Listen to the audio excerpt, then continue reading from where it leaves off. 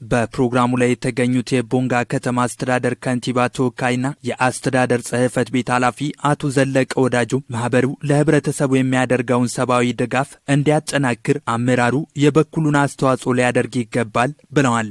ሰው ተኮር ድጋፍ የሚደረግበት እያንዳንዱ ሰው በሚያወጣቸው ገንዘቦች ሰውን ህይወት ለማትረፍ የሚያደርጋቸው ነገሮች አሉና እኛ ስልጠና ከወሰድን በኋላ እታች ያለውን የኛ ተቋም ውስጥ ያሉ ሰራተኞችንም እንደገና አልፈን ቀበሌ ውስጥ ማህበረሰብ ውስጥ ገብተን ከዚህ ስልጠና አንፃር አባላትን አፍርተን እንደተባለው ይሄ ሰብአዊ ድጋፍ የሚያደርግ ተቋምን መደገፍ ስላለብን አባላትን በማብዛትና ይህንን ተቋም በመደገፍ እኛም ተደራሽነቱን አረጋግጠን ከኛ ስታፍ ያለው እያንዳንዱን ሰራተኛ አባል አድርገን ቀጥለን ደግሞ ቀጠናዎችን የምንደግፍ እኛ ደግሞ ቀጠና ውስጥ ያለው ማህበረሰብ እንዲሳተፍ አድርገን አመታዊ መዋጮ እንዲከፍል አድርገን ይሄን ድርጅቱን ይሄ ማህበር ማጠናከር ስላለብን ስልጠናውን በሚገባ መከታተል አለብን። የስራ እንቅስቃሴውን ለመደገፍ የከተማ አስተዳደሩ በቅርቡ የ1.2 ሚሊዮን ብር ድጋፍ ማድረጉን አቶ ዘለቀ ገልጸዋል።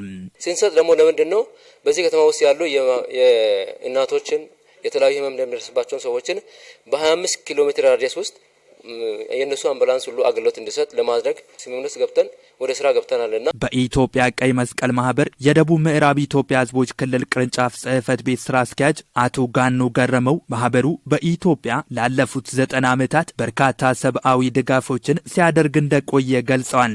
ዋና ዓላማው በተፈጥሮና ሰው ሰራሽ አደጋዎች በሰዎች ላይ የሚደርሱ ችግሮችን ማቅለል ነው ያሉት አቶ ጋኖ እንቅስቃሴውን ይበልጥ ለማጠናከር የሁሉም ድጋፍ እንደሚያስፈልግ ተናግረዋል። አንጋፋ የሆነ ባለፉት 90 ዓመታት በጣም ሰፊ የሰብአዊ ድጋፎችን ሲሰጥ የቆየ ተቋም ነው። ነገር ግን ወደኛው እንደ ደቡብ ምዕራብ ስንመጣ ደግሞ ተቋሙ ከስም ባሻገር ያን ያህል አባላት አፍርተው ሰፊ ስራዎችን ሰርተው ህዝብ ውስጥ የመዝለቅ ላይ ያሉ ጉለቶችን ደግሞ በአመራር ደረጃ ግንዛቤ ከወሰድነው ተቋሙ ሊሰፋ ይችላል።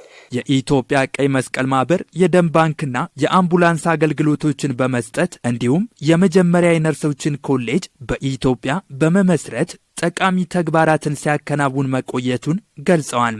ማህበሩ እያከናወነ የሚገኘውን የሰብአዊ ድጋፍ ስራ ለማስቀጠል ቅንጅታዊ አሰራርን ማጠናከር ወሳኝ መሆኑን አንስተዋል።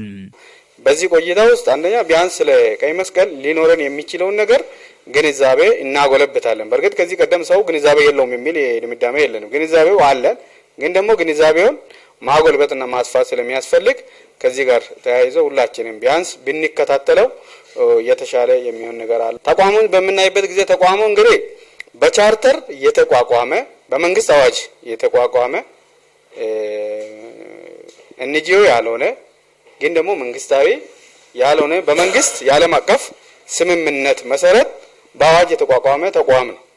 ስለዚህ ኤንጂኦ ነው ብለንም እንዳንሳሳት፣ የመንግስት ሙሉ ተቋም ነው ብለንም እንዳንሳሳት፣ በዚህ መንግስት የዓለም አቀፍ እውቅናውን ወስዶ ስምምነቱን ፈርሞ በቻርተር ወይ በአዋጅ አቋቁሞ በዚህ ይተዳደርልኝ፣ በዚህ እንደ ገለልተኛ ተቋም ሆኖ ሰብአዊ አገልግሎቱን ይስጥ ብሎ ያቋቋመው ተቋም መሆኑንም መረዳት ያስፈልጋል ማለት ነው። በስልጠና መድረኩ በኢትዮጵያ ቀይ መስቀል ማህበር የሁማኒቴሪያን ዲፕሎማሲና የኮሙኒኬሽን ሰርቪስ ከፍተኛ ባለሙያ በአቶ ንጉሴ አብዬ የስልጠና ሰነድ ቀርቦ ውይይት ተደርጓል።